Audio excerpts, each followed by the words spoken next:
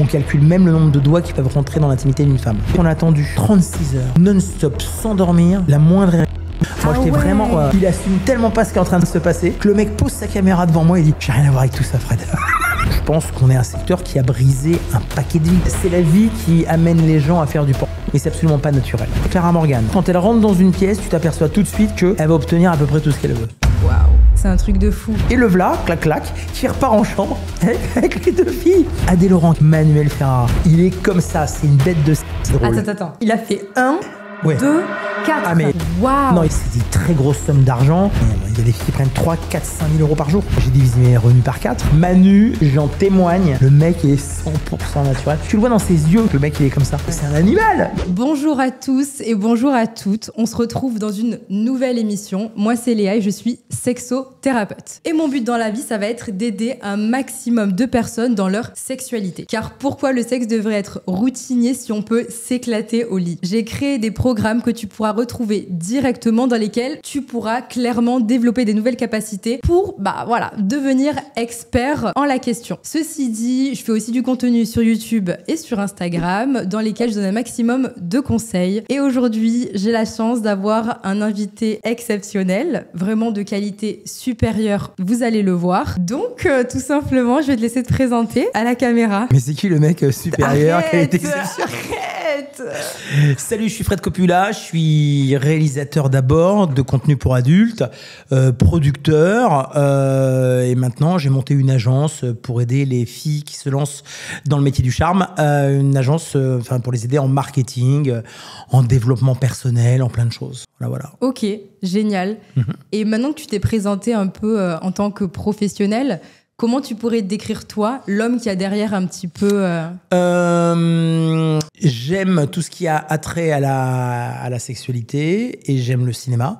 Donc j'aime les images. Donc il y a 30 ans, j'ai décidé de me lancer.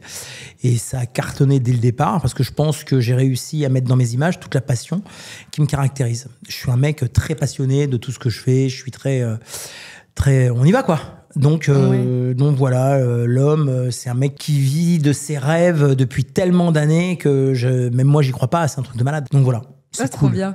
Justement, j'ai envie qu'on en parle et qu'on commence par le début. Tu m'as dit que tu as commencé à 30 ans. Et surtout, tu dis que ça a marché direct. Enfin, c'est quand même fou. J'imagine que c'est un milieu qui est un peu concurrentiel. Est-ce que tu peux me parler de tes débuts et comment tout a commencé? Comment tu t'es dit, je vais me lancer là-dedans?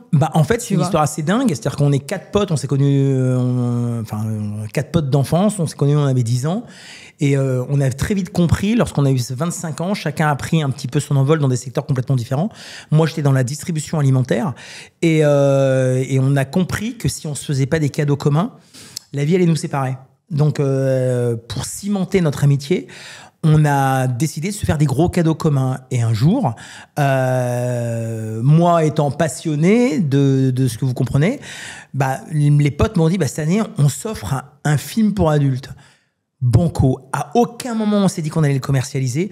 On s'est juste dit qu'on allait se passer un week-end, qu'on allait appeler les actrices en vogue à l'époque, etc., etc. J'ai pris ma caméra et boum, on y est allé. On a appelé ça le Fantasmotron. L'idée, c'était déjà de réaliser les fantasmes des gens qui nous appelaient par téléphone. Évidemment, c'était bidonné, mais l'idée, c'était de se marrer. Et on a, à l'époque, il y avait un magazine qui était la bible du secteur, qui s'appelait Hot Vidéo. Et on les a contactés pour qu'ils fassent un reportage sur nous. Pareil pour le Journal du Hard, parce qu'on voulait garder un souvenir. Mais à aucun moment, on s'est dit qu'on allait vraiment aller au bout du truc, quoi.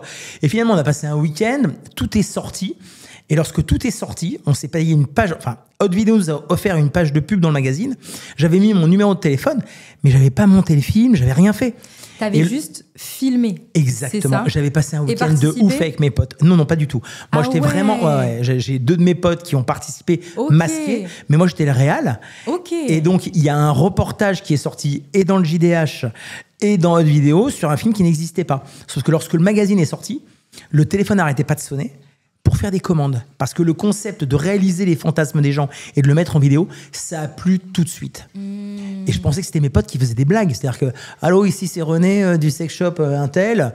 Ok, arrête, vas-y, tu déconnes, et bla, et bla. Finalement, non, ça a été un carton, on a vendu des tonnes. Waouh. Et là, j'avais 27 ans, je me suis dit, tiens, est-ce que Il n'y a pas un filon à creuser. Est-ce que je vais pas me marrer comme c'est pas permis? Est-ce que je tente pas l'aventure? J'ai revendu ma boîte. Je l'ai revendue plutôt pas mal.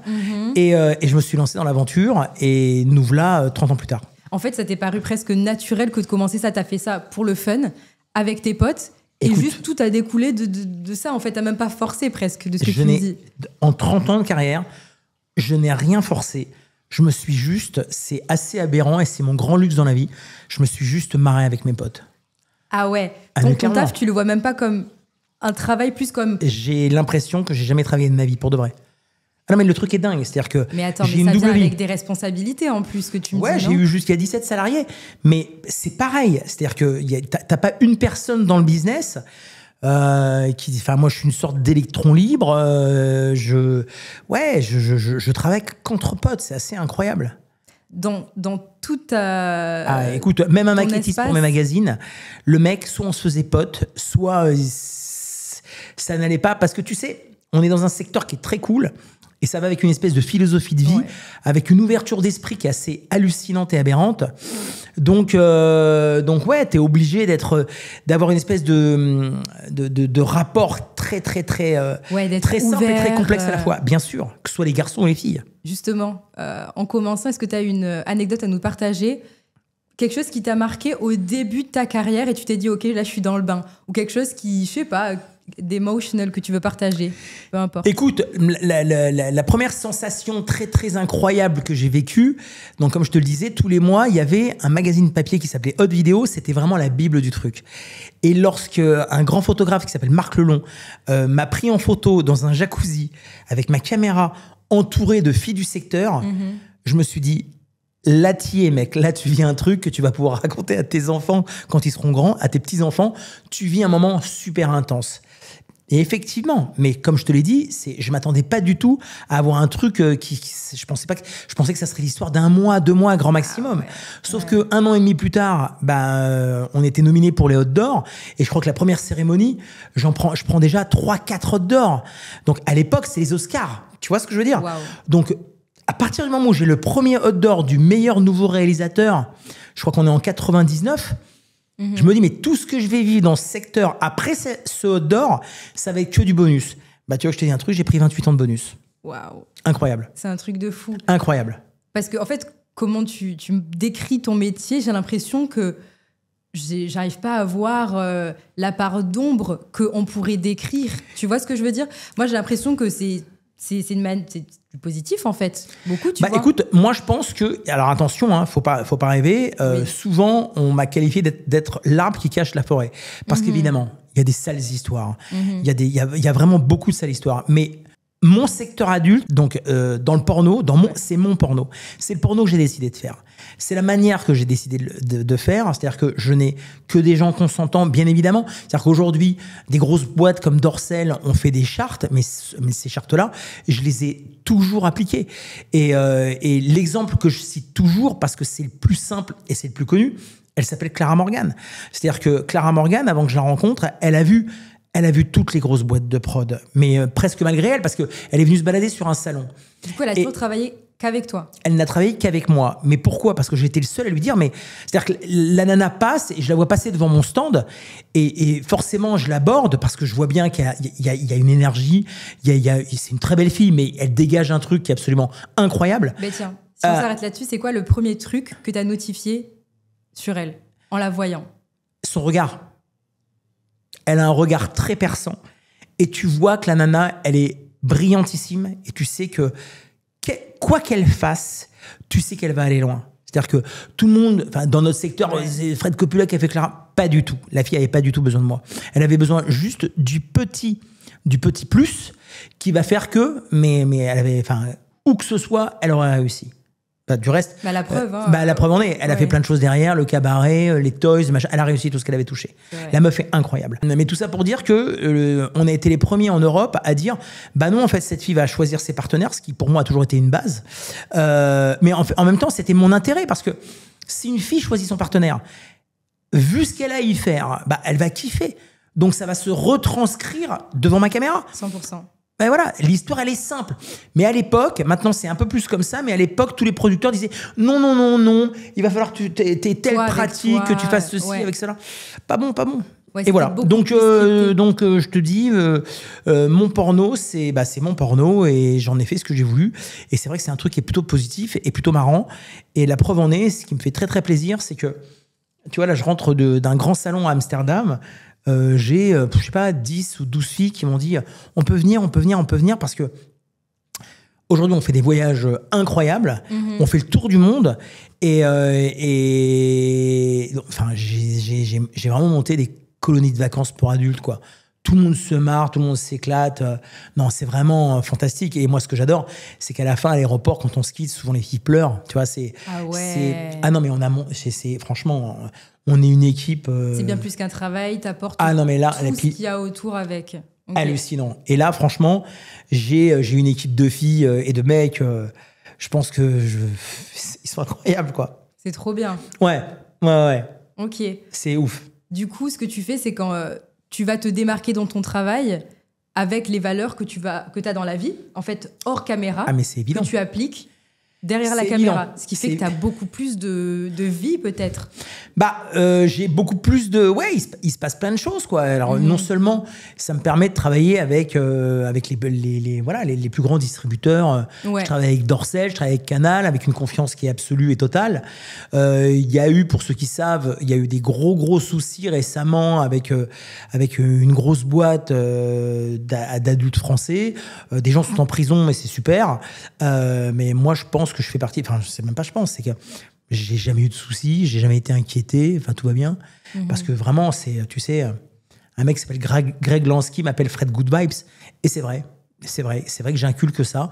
Pour moi, c'est super important, c'est essentiel. Surtout dans le secteur dans lequel on travaille, quoi. Justement, c'est obligatoire. On s'est rencontrés il y a 1 heure. Ouais. Et il y a 1 heure, tu m'as dit, mon plus grand regret, c'est qu'en gros... je sais que ça aura une fin et la fin, en gros, se rapproche. C'est ça que tu me disais. Est-ce que tu peux m'en dire je me rapproche de la soixantaine et je me dis quand est-ce que ça va s'arrêter ? Parce que moi, je considère que j'ai une double vie. Okay. J'ai une double vie professionnelle dans laquelle, tu as compris, je m'épanouis, je m'éclate, je me marre. Et j'ai une vie plutôt classique, même carrément classique. Les deux se nourrissent l'un et l'autre. Mais ça veut dire que dans 5, 6, 7 ans, peut-être 10, j'y crois pas trop, mais... on verra. Ça veut dire que l'une de mes vies va m'échapper. Comment je vais le vivre ? J'en ai aucune idée. Mais je pense que je vais pas bien le vivre. Je pense que je vais payer la facture de 30 ou 35 ans de bonheur. Si je suis lucide, c'est comme ça que je vois ça. Mais pourquoi tu penses qu'il y aurait réellement une péremption quand tu vois... Rocco, je sais pas quel âge il a, mais j'ai l'impression qu'il ne s'arrête pas, quoi. Ouais, mais écoute, là, c'est la première fois. Je suis allé à Los Angeles il y a 3 mois. Ouais. C'est la première fois que je ressens le jet lag. Donc, il y a un côté physique, ça, c'est le premier point. Ouais. Et puis, ça sera pas l'envie qui me manquera, mais je pense que l'énergie me manquera. Et puis, il y a un moment où tu te dis, écoute, est-ce que c'est la place d'un mec de 60 ans de filmer des filles, d'être passif ? Je sais pas. Je sais pas comment je vais le vivre. Peut-être que dans 20 ans, tu pourras me refaire une interview et que je serai encore là avec mes iPhones en train de filmer des histoires comme ça, tu vois. Mais j'ai des doutes. Enfin, je sens que je suis plutôt à la fin de ma carrière qu'au début, hein. On va pas se mentir. Donc, ouais, c'est un petit... Comme j'ai toujours l'habitude de dire, putain, mais je suis heureux, oui, évidemment, je nage dans le bonheur. Mais quand j'arrive à trouver un petit point pas terrible, je le dis parce que c'est plus simple. Ouais. Et justement, tu me parles film à l'iPhone. C'est un style qui t'est propre. En gros, ouais. On a tellement d'équipements, mais toi, tu veux, je pense, encore une fois, transmettre un maximum d'émotions et rendre le truc encore plus réel, ce qui fait que tu filmes... En fait, toujours. Même tous les films de Clara Morgan ont été faits, pas à l'iPhone, mais ont été faits avec des petites caméras, avec des écrans. C'est-à-dire que quand je me suis lancé, il y a un truc que j'ai très vite compris. J'ai vu tout un tas de mecs qui, pour moi, étaient très cons parce qu'ils voulaient faire comme Marc Dorcel, comme Mario Salieri, comme un tel. Moi, je me suis dit, putain, moi, qui j'aimerais être ? En fait, j'aimerais bien être Fred Coppola. C'est peut-être très égocentrique, mais c'est la vérité. Et Fred Coppola, il sait pas techniquement, il est nul. Alors donc tout ce qui est éclairage, tout le monde se casse les burnes avec ça. Moi j'arrivais avec ma petite caméra, tu sais les petites caméras avec les petits écrans là qui se mettent de côté, totalement, et je filmais tout avec ça. Ok. Bah, finalement, c'est broadcast. Broadcast, ça veut dire que tu peux le diffuser sur Canal. Et je me rappelle très bien que pour mon premier film dit professionnel, parce que Justement, j'allais te demander. écoute, Comment ça il y avait s'est des passé journalistes Ouais. qui se sont permis d'appeler mon producteur pour dire, écoute, le film est mort, le mec n'arrivera Ah, ok. jamais à rien sortir, c'est pas possible, il arrive dans les endroits, il met aucune lumière, il est avec son petit caméscope. En fait, le film s'appelait Nick Hornet, c'était le plus gros succès de l'année. Donc tu vois, je sais pas si tu te rappelles d'une pub Renault où qui disait c'était impossible, donc ils l'ont fait. Et mon producteur de l'époque, Blue One, n'arrêtait pas de me dire ça. Fred, c'était impossible, vous l'avez fait. Ouais. Et tout ça en se marrant, parce que tu as compris que quand tu arrives sur un décor et que tu n'as pas de lumière à mettre, tu n'as pas de stress. Non, enfin, tu es avec ta caméra, tu es comédien. Putain, mais il y a zéro stress, tout va bien, quoi. Tu vois, bref, ça a été le style Coppola. Donc, beaucoup se sont moqués. Mais j'adore, hein. Mais c'est normal parce que on est dans une profession. Ça les choquait, tu m'étonnes. Ouais. Tu vois, t'étais aux antipodes de ce que tout le monde proposait. Ouais. Et c'était plutôt cool parce que eux se considéraient comme des cinéastes sans en avoir le talent du tout. Et c'est pour ça que moi les mecs qui ont eu du talent en image dans ce métier en 30 ans, j'en ai côtoyé très très très très peu. Okay. Mais les mecs se prenaient pour des cinéastes. Ils pensaient que le maître à penser de ça, c'était un mec qui s'appelait John Beirut. Le mec a jamais fait un film qui marchait. Bon, il s'entendait bien avec l'acheteur de Canal, donc ces films passaient sur Canal, mais les audimat étaient catastrophiques. Enfin, vraiment. Mais tu vois, t'as plein de mecs comme ça qui se montent la tête et qui pensent que, mais non, en fait, non, t'es rien, on fait de l'adulte, quoi. Donc c'est cool, mais en fait, ce qu'on transmet, c'est une émotion. On n'est pas des maîtres de l'image, vraiment en fait, pas. Enfin, ça dépend des intentions. Toi, t'étais là peut-être pour autre chose que... le plaisir. Voilà. Ça qui faisait sûrement la différence. Le plaisir. Moi, j'étais là pour prendre mon plaisir et essayer d'en donner avec mes images. Ouais. Voilà, c'est tout ce qui m'intéresse. Si je te parle d'un téléspectateur, de quelqu'un qui va regarder les scènes que tu as fait, les films que tu as fait, qu'est-ce que tu as envie qu'ils disent de toi, de la production, pardon. Quels sont les mots que tu as envie qu'il ait par rapport à spécifiquement ce que tu proposes? Depuis toujours, mais alors là, c'est encore plus depuis que 2017 que je fais tout à l'iPhone.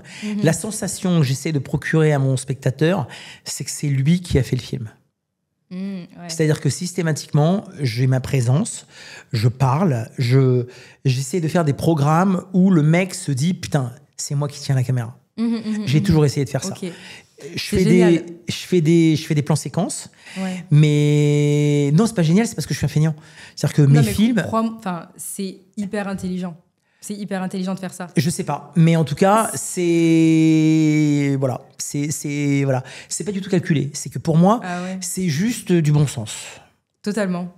Mais tu vois, même en soi, pour la personne qui va regarder, le fait qu'elle puisse avoir l'impression d'être impliquée, ce sera bien mieux parce qu'en fait, la personne qui est très passive... c'est tellement évident. Tu vois ? Mais pour moi, c'est tellement évident. Mais tu sais pourquoi ? Parce que je suis un grand branleur devant l'éternel. C'est un truc que je conseille à tout le monde. Vraiment, le matin, je vous conseille de pratiquer l'onanisme. C'est comme ça qu'on dit se branler ? Oui. Tu vois ? Donc, pratiquer l'onanisme chaque matin, c'est un truc qui est essentiel parce que ça te détend. Tu passes une journée de ouf. T'es pas là en train de mater les culs. Enfin, tu vois ce que je veux dire, quoi. C'est pour moi, voilà. Tu vois, souvent on dit les hommes et les femmes sont différents, mais c'est tellement vrai. C'est une base, ça. Donc branlez-vous chaque matin et vous verrez, vous allez passer une meilleure journée. Et justement, si on reprend un petit peu l'histoire du X depuis 30 ans jusqu'à maintenant, est-ce que tu as l'impression que le X a eu un âge d'or et que... Est-ce qu'aujourd'hui, tu as l'impression, je sais pas, que tu as autant de liberté qu'avant ? Comment ça se passe et comment tu vis un petit peu l'évolution ? Non, si tu regardes les films des années 70, c'était... Alors, pas dans les pratiques, mais dans la mentalité. C'est-à-dire que tu pouvais avoir un curé qui pratiquait avec une bonne sœur. C'était incroyable. C'est-à-dire que tu prenais une... Tu parles d'un déguisement ou d'un réel... Non, pardon, des déguisements. Dans les scénarios, tu pouvais avoir ça. Ouais. Tu pouvais faire l'amour avec une marionnette, prendre Pinocchio et te rentrer le nez de la marionnette. Ça, maintenant, surtout en France, tout est régi par un code de déontologie qui est absolument hallucinant. Je dirais même que c'est très restrictif, c'est-à-dire qu'on calcule même le nombre de doigts qui peuvent rentrer dans l'intimité d'une femme. Ah d'accord, ok. Ouais, je crois que c'est 3 maximum. À 4, tu peux pas. Selon une charte, Ok. Ouais, donc tout est... Mais parce qu'il y a eu tellement de débordements que je peux le concevoir. Ouais. Je peux le concevoir. Ouais, Je te dis, c'est un métier qui est très particulier. C'est-à-dire que t'es secrétaire, coiffeuse, caissière, tu fais une erreur de caisse, tu coupes mal des cheveux, enfin, tu vois, c'est pas très grave. Nous, dans notre secteur, je pense qu'on est un secteur qui a brisé un paquet de vies. Tu vois, parce qu'on s'est pas rendu compte, parce que les gens, enfin voilà, quoi, tu vois, si tu prends une nana qui... Enfin, moi, il m'est arrivé, mais moi et d'autres, hein, on a refusé plein de filles. Pourquoi? Parce que sur le moment, elles sont énervées, après leur petite amie qui vient de les tromper, etc. Tu vois, il y a tout un tas de... On fait beaucoup de psychologie dans notre métier. Et vraiment, ça peut faire sourire, mais vraiment, parce Non, c'est super intéressant. On a des cas... Enfin, tu vois, c'est spé quand même. Si on va un petit peu dans cet endroit-là, est-ce que tu as l'impression que la personne qui va faire le casting, ça va être la girl next door? Ça va être la fille, la voisine? Non. Ou justement, tu as des prédispositions, et quelles sont-elles selon toi? Non. Alors, c'est la vie qui amène les gens à faire du porno, mais c'est absolument pas naturel. C'est clairement. Tu décides pas, enfin, moi je connais pas une petite fille de 12 ans qui se dit elle va faire du porno. Non, ça n'existe pas. Ça a très souvent été lié à un accident de la vie. Je vais être très clair. Je dirais que pendant 20 ans, j'ai travaillé avec des filles. 9 filles sur 10, il y avait une raison particulière. D'origine traumatique, peut-être? Oui. C'est intéressant et c'est bien de le dire. Oui, c'est bien sûr, ça a été d'origine traumatique, bien évidemment. Souvent des rapports avec le père ou un vieux. Enfin, on va se dire la vérité, c'est comme ça que ça se passe. Depuis 10 ans. Alors non, il y a eu l'effet, pardon, je reparle d'elle, il y a eu l'effet Clara Morgan, où, parce que cette fille est sortie du lot, toutes les filles se sont dit, ah ben je veux être Clara Morgan. Justement, donc ça, c'était compliqué à gérer. Pourquoi cette femme, on le voit maintenant, tu vois, mais à cette époque-là, qu'est-ce que cette femme avait? Parce qu'en fait, elle a tout de différent, on dirait, tu vois, par rapport aux autres. Et maintenant, elle le prouve encore depuis des années dans tous les secteurs qu'elle touche, tu vois. Tu l'as déjà rencontrée? J'ai jamais rencontré, j'aimerais bien. Si je pouvais. Quand tu le rencontres, quand elle rentre dans une pièce, tu t'aperçois tout de suite qu'elle va obtenir à peu près tout ce qu'elle veut.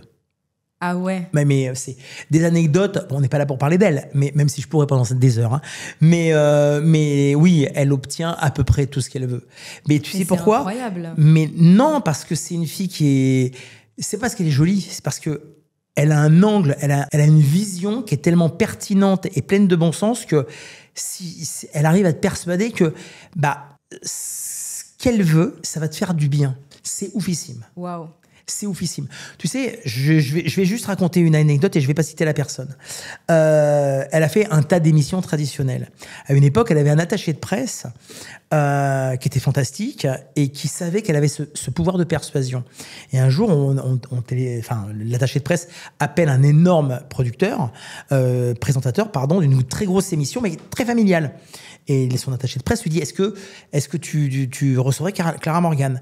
Et le mec, le présentateur en question, dit mais ça va pas, jamais de la vie. On est, sans avoir rien contre elle. Il disait, tu comprends, l'émission est quand même très familiale, etc., etc. Et l'attaché de presse dit, écoute, demain matin, tu prends bien ton petit déjeuner à côté d'Europe 1, parce que le présentateur avait aussi une émission radio, donc dans un resto qui s'appelle l'Avenue. Oui, à 7h du matin, tu y seras? Oui. Eh bien, écoute, je viens avec Clara, comme ça, vous aurez l'occasion de parler une petite demi-heure, 1 heure. OK. On savait que ce gros présentateur allait dire oui, qu'il allait la recevoir. La seule question qu'on se posait, c'était quand? C'était au bout de combien de temps il allait craquer? 7 minutes. Le mec a dit évidemment machin telle. Wow. Non mais la meuf et c'est voilà tout ce qu'elle a touché, une présence, tout ce qu'elle incarne. Mais tu sais, c'est un espèce de, c'est exactement comme Bernard Tapie. Il y a un mec qui s'appelait Bernès, dans une vieille histoire où Tapie était impliqué. Le mec a dit au journaliste, mais vous êtes déjà retrouvé en présence de Bernard Tapie? Le journaliste a dit non, vous pouvez pas comprendre. Clara, c'est un peu pareil. Tous les gens qui l'ont rencontré, tous les gens qui savent, c'est le truc est dingue. Waouh. Ouais. Et du coup, on sait que tu as eu une histoire d'amour avec elle aussi, qui a duré quelques années. Ouais. Donc en fait, il y a le pro et le perso qui se mélangeaient. Est-ce que pour toi, c'était un avantage parce que vous étiez justement unis, mais évidemment. Ou l'inverse? Mais moi, j'ai vite compris. Je pense que ça faisait 2 ans qu'on se connaissait. Elle était séparée de son copain de l'époque. Donc évidemment, j'avais l'approbation de son ex-copain. J'en avais besoin parce que c'était un pote. Ça se fait pas, mais c'est toujours pareil. Hein, les gens, il faut vivre les choses pour comprendre. Mm-hmm. On savait que Enfin, ensemble, on a fait des choses qui étaient hallucinantes, mais on était tellement en symbiose, c'était un truc de malade. De toute façon, c'est resté ma meilleure amie, c'est la marraine de ma fille. Enfin, tu vois ce que je veux dire? Ah ouais. On est très, très, très liés. Je pense qu'il ne se passe pas 3-4 jours sans qu'on s'ait au téléphone. Waouh, Et le ok. plus beau cadeau qu'elle m'ait fait, c'est son mari. Et le père de sa fille. C'est juste l'un des mecs les plus exceptionnels au monde. Donc tout va Waouh. bien. Ouais. Ok, c'est super beau ce que tu me dis. Non, Et, mais c'est... c'est la réalité. Et vous êtes rencontrés du coup, dans ce milieu-là. Ouais. Comment cette histoire, elle a commencé? Juste deux personnes qui se rencontrent et ça match et on évolue comme ça? Bah écoute, c'est très particulier à raconter, mais en fait, moi, je l'ai pas vu venir. Et puis un beau jour, elle m'a invité au restaurant pour me dire, écoute, il y a un truc que tu n'as pas compris, c'est voilà quoi. Il se passe ça. Donc, c'est oufissime. Je pense que c'est la première fois que je le dis devant une caméra. J'ai mis 6 mois à accepter l'histoire. Ah, Parce que j'y croyais pas, parce que forcément, on avait 13 ans de différence, donc tu te dis, écoute, en fait, ce qu'elle recherche, c'est une figure paternelle, alors que je connaissais son père, un mec super, tu vois. Et en fait, non, écoute, elle m'a dit, non, on va s'acheter une maison, on va faire ceci, on va faire cela, wow, ok. et on a tout fait, en fait. Donc des gros projets. Ah non, mais on a fait des trucs, mais des trucs de malade. Et même quand on s'est séparés, je vais te dire, on s'est brouillé 24 heures seulement. Et c'est tellement évident. Tu vois, c'était la fin de l'histoire. Mhm. Et il faut l'accepter, tourner la page, faut pas l'arracher la page. Moi, je suis resté pote avec toutes mes ex. Ouais, hormis une ou deux, mais pour des histoires incroyables. Mais sinon, je suis resté pote avec toutes mes ex. Parce que les gens, toujours, c'est la fin d'un chapitre. Non, c'est le bouquin de ta vie. Juste, tu tournes la page, tu passes à autre chose. Terminé. Ouais. Et c'est vraiment, c'est notre philosophie de vie à Clara et à moi. Et justement, Clara, maintenant, elle a évolué et elle est devenue tellement d'autres choses. Tu Incroyable. vois. Justement, tu penses quoi de cette évolution, on va le dire, qui est, je pense, exceptionnelle? Parce qu'on est en France et je crois que j'avais entendu dire qu'en Amérique, c'était pas pareil. En France, c'est particulier. Écoute, c'est je vais te dire un truc hallucinant. Si on s'est séparés, c'est aussi pour ça. Parce que pour moi, elle faisait des mauvais choix. Et on avait tracé tellement de... je suis resté coincé dans mes idées dingues. Et en fait, 10 ans plus tard, elle m'a prouvé que j'avais tort. Elle m'a prouvé que c'est elle qui avait raison, pour plein de raisons. Et surtout, un beau jour, elle a eu l'argument qui est incroyable. Elle m'a dit, chanter, c'est mon rêve absolu. Moi, j'étais contre. Et au final, la meuf monte un cabaret, et puis c'est son rêve absolu, quoi. Moi, je suis personne pour dire non, ne réalise pas ton rêve. Au contraire, si tu aimes la personne, c'est vas-y, éclate-toi, tu dois l'accompagner, tu dois la porter. Je me sentais pas les épaules. Et c'est aussi, c'est l'une des grandes raisons pour lesquelles on s'est séparés. Donc, tu vois, l'amour s'est transformé, l'amour est devenu différent, et je te dis, et puis voilà, quoi. Ouais. Et oui, c'est une fille qui a un destin exceptionnel. Je l'ai eu au téléphone il y a 2 jours. Elle m'a dit ce qu'elle préparait. Mais quelle intelligence, quelle brillance. Puis ça va avec sa vie, quoi. La meuf est bien, vraiment top. Après, je pense que c'est comparable aussi à ton histoire, même si j'ai l'impression que t'es très, très humble. Mais je veux dire, elle a un parcours qui est exceptionnel. Mais toi, quand même, tu me diras, hein, est-ce qu'il y a beaucoup de personnes qui arrivent à pérenniser dans ce milieu aussi longtemps que toi? Peut-être que oui, j'en ai aucune idée. Dans les conditions dans lesquelles je suis, très sincèrement, non. Je pense que c'est compliqué. Mais non, je crois pas en la chance, je crois pas en Dieu, mais je crois au destin. Et je pense que si tu fais les choses bien, tu sais, ma mère me disait toujours, sème le bien, tu récolteras le bien. J'ai essayé à mon niveau et j'ai le sentiment d'avoir semé le bien. Et puis voilà, ouais, je récolte pas mal, c'est cool. Est-ce que tu saurais me dire, pas forcément un tournage, un moment, peu importe dans ta vie, qui t'a particulièrement marqué? Ça peut être drôle, ça peut être émotionnel, peu importe, mais quelque chose, tu te dis waouh. Tu sais, dans le milieu, on m'appelle Père Castor. Donc, à partir de ce moment-là, j'en ai 400 000 des anecdotes. Mais qu'est-ce que tu veux que je te dise? Écoute, durant cet épisode, tu vas me balancer plein de petites anecdotes au fur et à mesure. Mais non, mais écoute... quelque chose qui te vient maintenant tout de suite. Tout de suite, mais je te dis, je rentre d'Amsterdam il y a 48 heures. Bon, ben voilà. Donc, j'ai passé, tu sais, 1 mois et demi en Corse avec mes potes du classique. J'ai passé des moments extraordinaires, je m'y attendais pas, mais bon, bref, j'ai passé 1 mois et demi fabuleux. Et forcément, les gens du secteur m'ont manqué, mais vraiment manqué. Et là, je suis catapulté direct à Amsterdam avec tout le gratin du secteur européen. Et le plus beau, c'est pas ça. C'est j'y vais avec qui? Pour ceux qui connaissent, j'y vais avec Manuel Ferrara. Je pense que tout le monde connaît. Je pense aussi. J'espère. Mais déjà dans le train, le mec fait des selfies, donne des autographes. Mais le mec est tellement humble. Le mec est tellement... Je sais pas comment t'expliquer. J'ai pris une deuxième dose de vacances. Qu'est-ce que tu veux que je te dise? On s'est marré. On arrive sur le salon, bam, il y a notre pote Adé Laurent qui est là. C'est ce que j'ai vécu en 4 jours, mais les gens peuvent même pas le comprendre. Ouais, c'est clair. Hein. C'est tellement incroyable que des gens... on s'est marré. Il y avait évidemment Diana, Maëva, Clémence. Mais on s'est marré. On restait jusqu'à 4h du matin, en tout bien tout honneur. On restait dans les chambres à refaire le monde, à se commander des Domino's Pizza dégueulasses, mais à se taper des bars.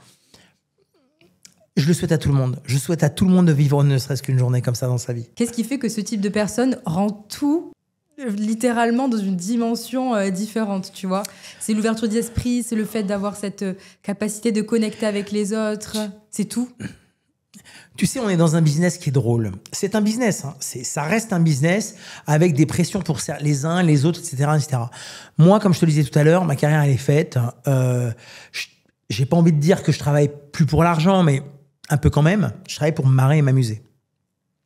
Donc aujourd'hui, plus que jamais, je sélectionne que des gens qui sont là pour se marrer. En travaillant et en gagnant de l'argent, bien évidemment. Et pour passer des bons moments. Parce que tu sais, je vais dire des trucs, tu sais, je vais dire les phrases qu'on voit sur Instagram. On n'est que de passage, etc., etc. Moi, l'un de mes leitmotivs, c'est de me dire que si demain j'ai une mort soudaine, je te regarderai dans les yeux et hormis un truc, mais c'est d'avoir refusé de faire un clip pour un gros artiste il y a 20 ans, on s'en fout, quoi. Je regrette rien. Mais rien que dalle. Tous les trucs que j'avais envie de vivre, je les ai vécus. Je suis allé dans toutes les... Enfin, tu vois ce que je veux dire. Donc, et qu'est-ce qui fait que ma vie est... C'est ça la question, hein. Ma vie n'est pas comme celles des autres. Bah, je faisais référence à cette journée-là parce que, tu vois, tu me parlais de personnes classiques, de personnes du milieu. Mais écoute, je vais te raconter. Je suis avec Manu dans le train. On prend le train de 8h du matin. Donc pour arriver à Amsterdam à midi. Pourquoi? Parce qu'à 14h, il a une collab. Une collab, ça veut dire qu'il doit coucher avec une fille. Donc notre Manu national. Donc alors déjà, on arrive, bam, on déjeune avec AD. Alors ça va poteau, etc., etc. 14h, Fred, je prends ta chambre, je dois aller prendre une douche. Et boum, il va avec une nana qui s'appelle Sarah Retali. Pour ceux qui connaissent. Il va faire la scène. Nous, on attend au bar, en train de siroter des mojitos, en train de se raconter nos vies. Et là, il y a Manu qui redescend et qui dit « Oh, super, top, je me suis éclaté. » Bonsoir. Bonjour, mesdemoiselles. Il voit 2 nanas au bar. C'est des nanas du secteur, hein, soyons très clairs. Il voit 2 nanas au bar. Il s'approche, il leur offre un verre, patati patata. Et le v'là, clac, clac, qui repart en chambre avec les 2 filles. Mais tu vois, nous, on est morts. Mais tu vois, rien que ça, on est morts de rire. Fou, les filles... Attends, c'est pas terminé. Les filles, le sourire comme ça. Bam, bam. Une heure après, Manu revient en disant... Oh, le gars prend rien, hein. Pas de médicaments, rien. Ouais. Il est comme ça, c'est une bête de sexe. Ce qui est excessivement rare. D'être aussi... Et le mec est exceptionnel. Ouais. Le mec, pour moi, il y a Rocco, si Rocco et Manu sont ces mecs-là, c'est qu'ils sont, il y a rien d'autre derrière. Oui. Puis surtout avec un mental de dingue, bref. Donc, il fait les 2 filles, il redescend, le Manu dit, oh, c'est le premier jour, il faut que je me calme. Vraiment, t'as compris, il se passe 3 heures, bam, je dirais pas le nom, il y a une fille qui arrive, etc., etc. Et hop, Manu repart. Quoi? Attends. Pour la 3e manche? Ouais, pour la 3e manche, et donc avec 4 filles. Mais le truc qui est drôle... Attends. Il a fait 1, 2, 4. Ah, mais il était très motivé. Waouh. Non, il a fait 3 prestations avec 4 filles. Ok. Le truc qui est marrant, c'est que le lendemain au petit-déj, donc lui, il est là, déjà, il a fait son sport et tout, trop beau gosse. Et là, je lui dis, tu te rends compte quand même, 3 prestations, 3 scènes et 4 filles. Et là, le mec me regarde en me disant, bah, t'en oublies une? J'ai commencé à t'en oublier une. Bah, le matin, il avait rencontré une nana à Paris et il lui avait dit au revoir à sa manière. C'est un truc de malade. C'est un truc, mais oui, mais en plus, tu sais, c'est toujours pareil. C'est la philosophie. T'as des gens qui sont dans ce métier pour prendre des revanches, des trucs, des machins. Non, nous, vraiment, la bande qu'on est, c'est vraiment du kiff, du plaisir, du bonheur et de la rigolade. Voilà, donc c'est fou. Le truc est dingue. Mais vraiment, le truc est dingue. Mais vraiment, le truc est dingue. En fait, il est qu'il est dans la vie, absolument, devant les caméras, c'est exactement la même chose que tu Il est dis. incroyable. Littéralement, quoi. Le mec est incroyable. Ok. Donc, c'est un élément qui fait qu'en effet, ta journée a été différente. Mais tu passes quand une tu journée avec passes, Manu, s'il te plaît. Forcément. Mais tu te marres. Ouais, Tu te marres. Tu te marres. Ça fait du sens.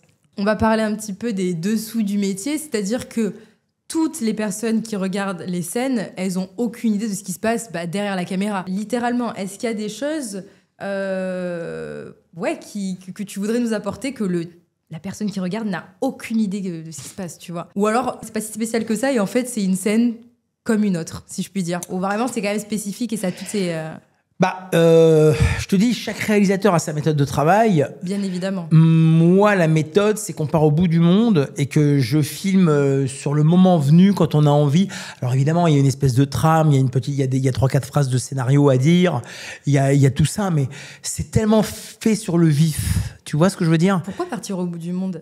Parce que Pour j'aime bien. l'expérience. Parce que non, j'aime bien. voyage. Mais pour le voyage, puis ça crée des connexions. Ouais. Et puis tu te marres. Et puis je trouve que ça t'ouvre l'esprit à tout un tas de. Enfin, C'est clair. tu vois, c'est vraiment. On est vraiment dans le club. Enfin, c'est une sorte de club. T'as compris quoi? Mais non, mais c'est vraiment Ouais. la colonie pour adultes. Donc. Et en fait, quand tu le décris, ça paraît très simple. Tout, en fait, ça s'organise presque de manière naturelle, j'ai l'impression. Tu fais que Non, tu les choisis. potes, je travaille toujours avec les mêmes. Ça agace énormément de filles. Ouais. Là, je m'en suis rendu compte à Amsterdam. Ça me met parfois mal à l'aise. Ça frustre des personnes qui n'ont pas accès, du coup, ok. Exactement. Parce que tu as beaucoup d'Anna, beaucoup de gens ont envie de faire partie de l'aventure. Parce que tu te dis, putain, je tourne pas entre Budapest, Barcelone et Prague, tu vois. Non. Ça, c'est le parcours classique, je te dirais. Là, non, on part aux Philippines, on part au Brésil, dans des endroits sympas, et dans des restos sympas, en gagnant de l'argent, en faisant des contenus pour les plateformes, en faisant aussi des contenus pour les différents gros distributeurs. Donc, ça te donne une exposition. Enfin, clairement, quand tu passes sur Canal et que tu fais 2 millions de vues, ça va. Donc voilà. Donc, j'ai souvent affaire à des filles qui viennent et qui me disent « Ouais, faut me prendre moi. » C'est très délicat. Pourquoi? Parce que des voyages, j'en fais 4 ou 5 par an, qui durent 15 jours ou 3 semaines.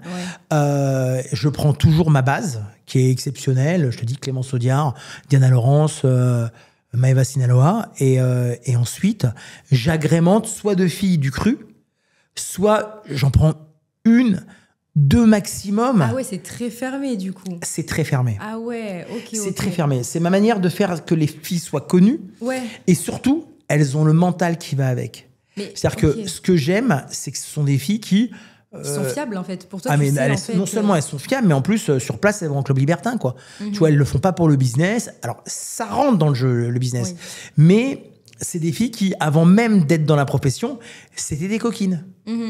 Ça, j'adore. Comment tu vas faire que la personne qui regarde une scène, elle se dit « Ok, c'est génial, je vais regarder une autre, mais c'est pas la même chose, même si c'est la même actrice. » Est-ce que c'est le lieu? Est-ce que c'est l'émotion? Qu'est-ce qui va faire que on en veut encore? C'est tout ce que tu viens de dire. Ouais. C'est-à-dire que j'essaie de faire en sorte que le contexte soit différent, que l'histoire soit différente. C'est, je sais pas, chez moi, t'as vu 100 fois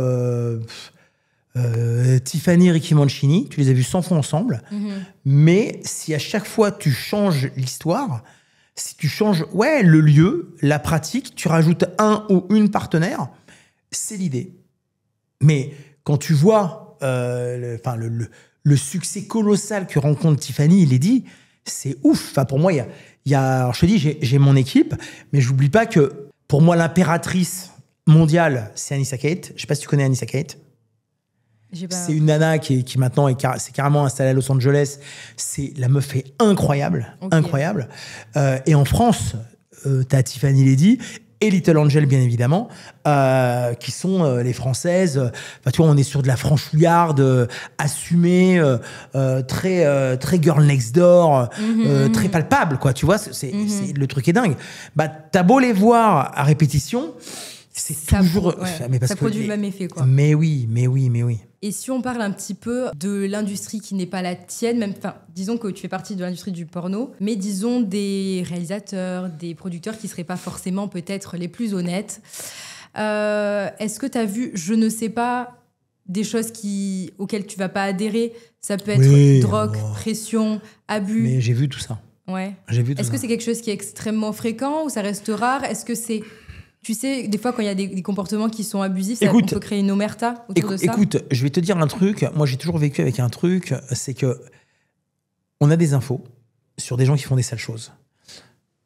Mais en fait, je sais pas vraiment quoi en faire de ces infos-là. Donc, il y a eu un scandale qui a éclaté sur une grosse boîte de prod française et où je crois qu'il y a 17 personnes qui sont emprisonnées. Enfin, voilà. Ça fait un grand nettoyage et c'était vachement bien parce que on va pas se cacher. Voilà. On savait pas à quel point. On savait pas que c'était aussi dramatique. Mais on savait que tout ça, ça se sentait mauvais. Ouais. Mais très sincèrement, moi, je vis vraiment en autarcie. Tu vois, j'ai mon monde dans lequel je me sens très bien. T'as compris ce que font les. Très sélectif et t'as mis tout en place pour que justement ça n'arrive jamais. Exactement, en fait. Exactement. Et du coup, ce qui fait que t'es en autarcie et que tu as créé ton propre univers, on sait très bien que dire oui, c'est une chose, mais savoir dire un maximum non, c'est le plus important. Ouais. Et j'ai ouï dire que tu étais à même de refuser énormément de gens, de scènes, de plein de choses pour créer cet univers qui t'est propre.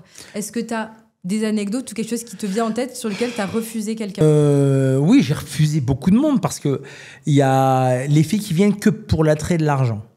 Ça, c'est très compliqué parce que tu vois... Tu le vois direct? Il y a un truc qui ment pas, je trouve, ce sont les yeux. Dans les yeux, tu vois si la nana, sa motivation... je te demande pas d'être une nymphomane quand tu viens chez moi, c'est pas ce que je dis, mais tu sais, j'avais une phrase, j'ai toujours cette phrase en disant c'est quoi une belle carrière, et donc je laisse la fille chercher, donc elle va me dire avoir tel prix, tourner pour telle boîte de prod, etc., et à chaque fois je lui dis non.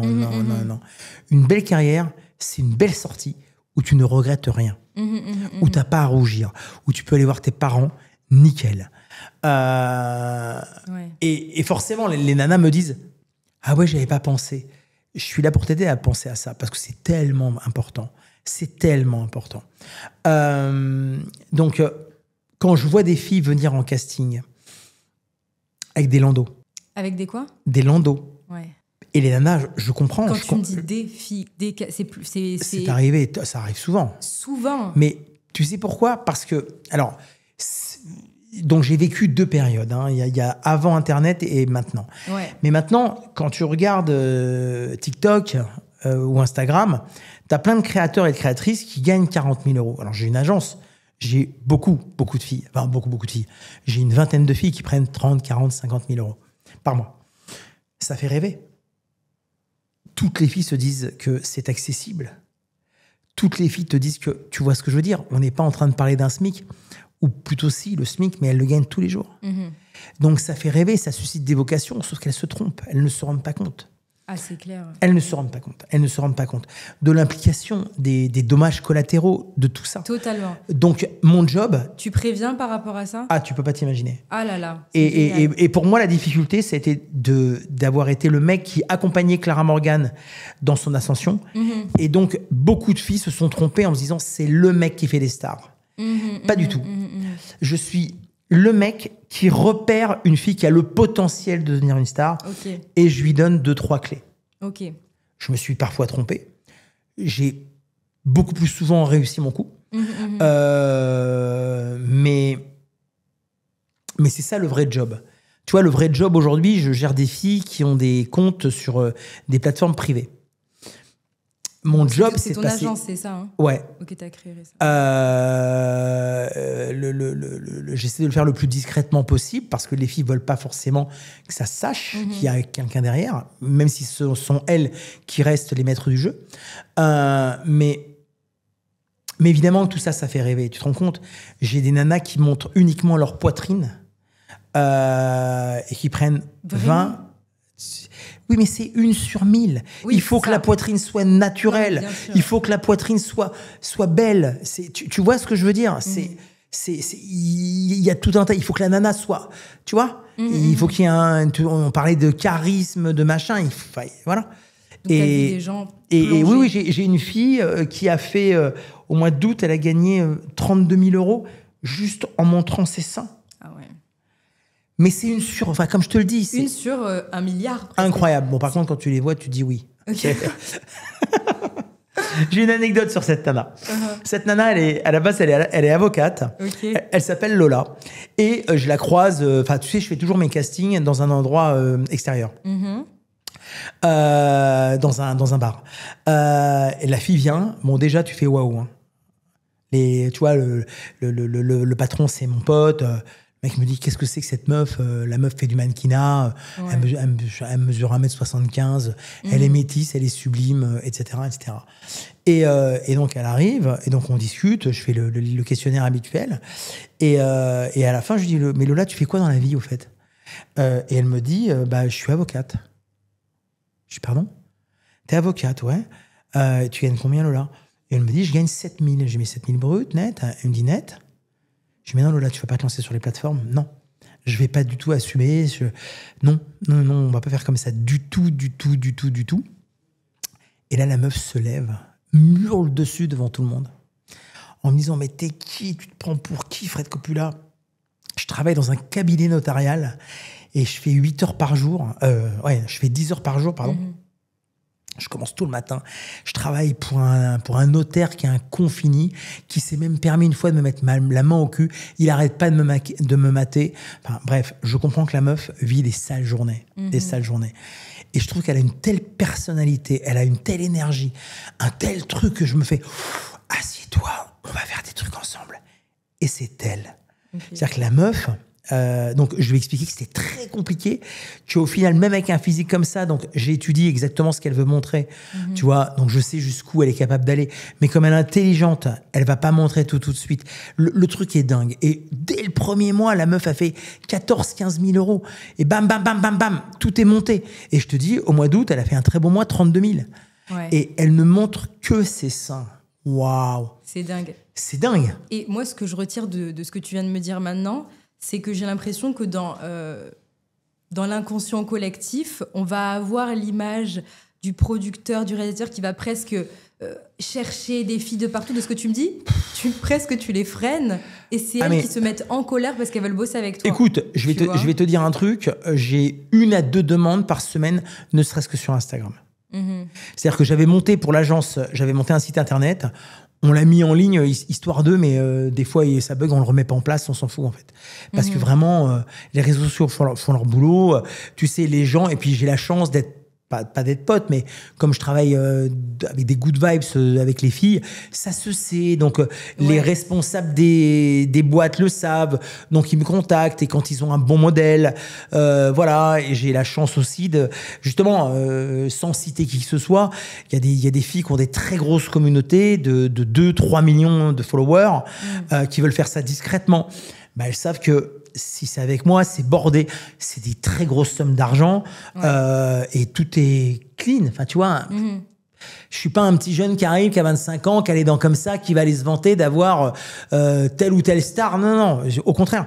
Et du reste, je fais super gaffe. C'est dur pour moi parce que tu as vu, je suis un bavard. Mais de garder secret le nom des filles qui bossent, les grosses Instagrammeuses, et qui prennent des sommes qui sont...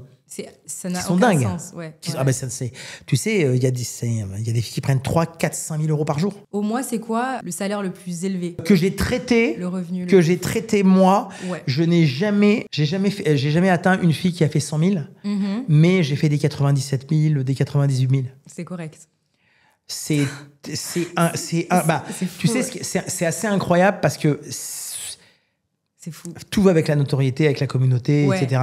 On préférera voir le bout de téton d'une star qu'une fille qui a tout montré et les gens s'en foutent, quoi. Et justement... c'est dur, ça, je trouve, à vivre. Bah pour les créatrices, c'est sûr, la compétition est... Voilà. T'as l'impression qu'il y a beaucoup de femmes qui sont connues, donc qui ont déjà une communauté, qui veulent se tourner vers ça? Alors oui, parce que moi, j'ai connu le scandale Magali Berda où toutes les influenceuses ont perdu des grosses quantités de revenus et très, très vite. Pareil, c'était le bouche à oreille qui a fait que, bah écoute, va montrer tes seins, tu vas gagner. Et quand tu vois ces créatrices qui ont déjà une certaine fame, etc., elles viennent que pour l'argent ou ça peut être vraiment le fait qu'elles veulent montrer, pas que... Aussi. Chez moi, je n'ai que des filles qui sont là pour l'oseille. Ça les amuse. Alors, mais c'est comme les actrices. Hein. Tu sais, au début, t'en as certaines qui viennent, qui se marrent parce que c'est une expérience, c'est rigolo. T'es désinhibé. Mais au bout de ta 10e scène... Bien sûr. Ouais. Justement, on parle beaucoup de plateformes privées. OnlyFans, Mime, tout ça. C'est pas quelque chose avec lequel tu as commencé, évidemment. Est-ce que tu peux en parler de justement quand tu bossais à l'ancienne et maintenant la transition Internet plus plateforme privée qui est encore plus récente? Écoute, c'est facile. De 1997 à 2011, j'ai vécu une vie incroyable. Pourquoi? Je savais même pas qu'on pouvait gagner autant d'argent. C'est-à-dire qu'en s'amusant, tu imagines, je faisais des films, je travaillais pour une boîte de prod, les films passaient sur Canal. Je comprenais pas. J'ai monté des sites. J'ai monté des magazines, ça a cartonné, blablabla. Très bien, jusqu'à 2011. 2011, tout s'est cassé la gueule, mais de manière incroyable. Mais incroyable. J'ai divisé mes revenus par 4 en un an. Hein. Waouh. Ouais. Ça a été vraiment très compliqué. Donc le truc qui était bien, c'est que j'avais monté un truc assez balèze qui fait que même divisé par 4, c'était pas mal. Mais même, t'as quand même vu une chute drastique, quoi. Absolument. Mais heureusement, j'avais placé dans l'immobilier, j'avais fait quelques placements pas trop cons. Mais ça a été psychologiquement dur. Ouais. Vraiment dur. Donc j'ai mis 2 ans à me remettre, à comprendre, à accepter, à me dire ça sera plus jamais comme avant. Et en 2019, on y revient, je prends un petit déjeuner avec mademoiselle Clara Morgan et elle me dit j'ai trouvé ton nouveau métier. Je dis c'est quoi? Et là, elle prend son téléphone, elle fait une petite vidéo, elle dit salut Stéphane, c'est Clara, je te souhaite une bonne journée, blablabla, bam bam. Elle fait une vidéo privée, elle l'envoie au mec et elle m'explique qu'elle vient de gagner 300 balles. Et là, je dis attends, c'est quoi l'histoire? Et elle m'explique ce que c'est Mime. Et là, je comprends en une fraction de seconde, en train de dire ah ouais d'accord, donc il faut que je sois agent de filles qui ne savent pas comment monétiser leur intimité, les accompagner dans l'aventure des plateformes privées. Et c'est ce que je fais depuis maintenant 6 ans. Et ça marche très, très, très bien. Je suis très content. Et c'est quoi ton activité principale maintenant? C'est plus ça que... Ah non, mais ne cherche pas. Punaise. Ah, mais c'est 90%. 90%, c'est ça. Donc, attends. Là, le métier que tu as fait pendant tant de temps, il a évidemment... t'as beaucoup changé, mais du coup, la production en elle-même que tu as fait jusqu'à maintenant, ça rapporte... Ah ouais. Ça n'a rien à voir. Ça paye les frais, c'est tout. Ah ouais. C'est-à-dire que le budget que me donnent des grosses boîtes, je le prends et je crame tout dans les voyages. Wow. Je gagne même pas d'argent avec ça. Wow. Je m'en fous. Ah ouais. Parce que ce que je gagne, c'est le pourcentage que l'agence prend, qui est un pourcentage, c'est le plus bas du marché. Je prends 20% parce que j'ai des gros noms. Enfin, tu vois, j'ai commencé dès le départ. Là, aujourd'hui, j'entends des agences qui prennent 40, 50%. Waouh! Oui. L'escroquerie! Mais non, c'est pas du tout mon cas. T'en penses quoi de cette nouvelle génération, de cette new wave? Tu sais, tout le monde est manager. C'est... De ces petits jeunes-là qui... T'en as entendu parler aussi? Mais ils sont partout. Ouais. Moi, on me démarche souvent sur Instagram. Ouais. Tu vois, faut être je sais pas quoi dire en fait parce qu'il y en a qui marchent hein. Enfin, il y a des filles mais en fait je trouve que ça montre la médiocrité du travail des créatrices. Pourquoi? Parce que si tu es obligé de donner 50% à une agence et que t'as pas anticipé et compris le truc, je trouve ça tellement dommage. Tu vois, c'est dur. Enfin, il y a beaucoup d'abus en plus dans ces milieux-là. Mais très sincèrement, j'arrive pas à comprendre. Mais tant mieux pour les mecs parce que mais ils profitent de la naïveté et de la bêtise des filles. Allez, qu'une agence prenne 30 parce qu'ils se savent. En plus, la méthode je la connais, c'est que ils mélangent les communautés, ils se servent, ils viennent te chercher parce que t'as tant de followers. Ah, t'es mon ami.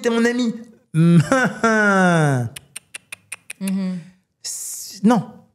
Donc oui. Alors ils arrivent effectivement par des méthodes, ils sont très à la page, hein, plus que moi. Je l'assume. Moi, je vais avoir 6 mois de retard. Mais non, les filles, faites pas ça. Ou si, faites-le. Mais enfin, tu vois ce que je veux dire. J'arrive pas à comprendre. Ouais.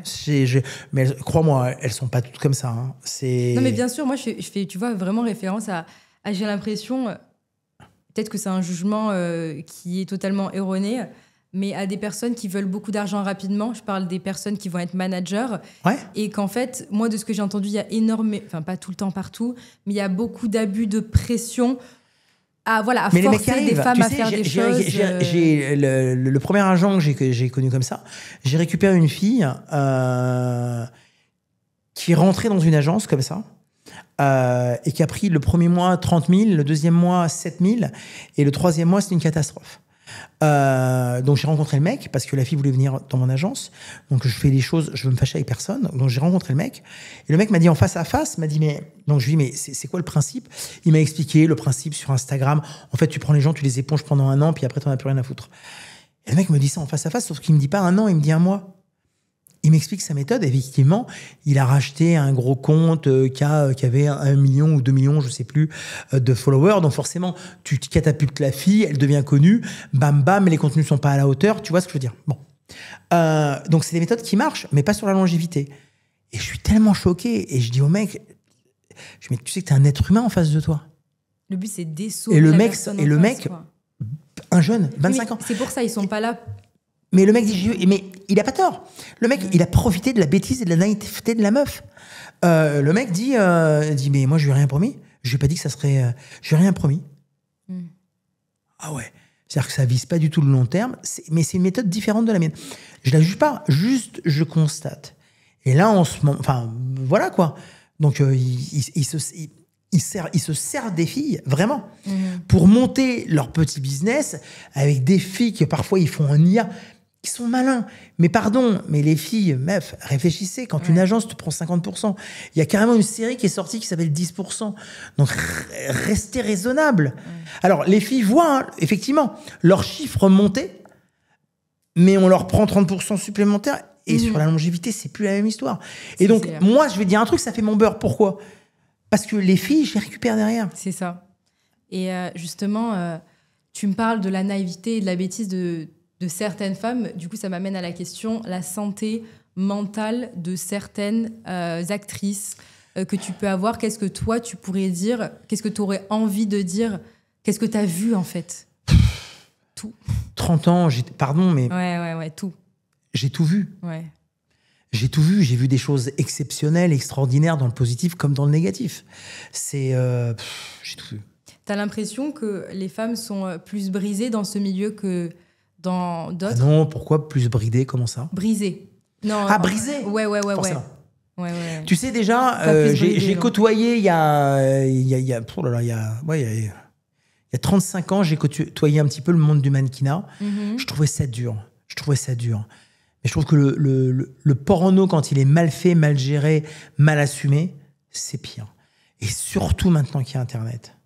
Maintenant qu'il y a Internet, c'est de la folie. Il y a comme une émergence quand même, non, de plus en plus de personnes et de femmes qui veulent se lancer. Mais ça les fait rêver, c'est la crise en plus.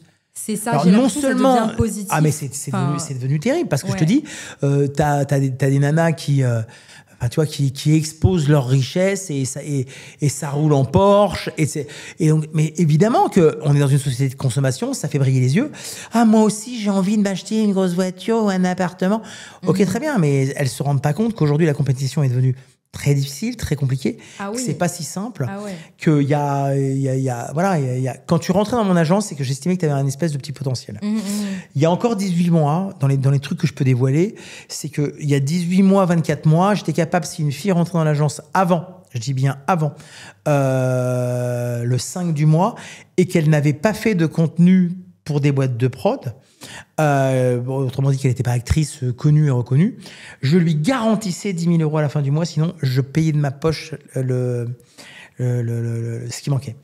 Sur 17 ou 18 filles que j'ai embarquées avec moi pendant cette période-là, une fois je me suis trompé, la nana a gagné que 9 600. Ça m'a coûté 400 balles. J'ai vite arrêté. Pourquoi? Parce que je me suis rendu compte du côté pernicieux du truc. Parce qu'évidemment, quand tu gagnes 2 ou 3 000 € par mois et que je t'explique ça, tu dis « Ouh, j'y vais ». Mais tout ça, c'est un énorme piège. Tu vois ce que je veux dire? C'est un énorme piège. Parce que tu y crois, quoi. Tu crois que parce que forcément, c'est ton intimité.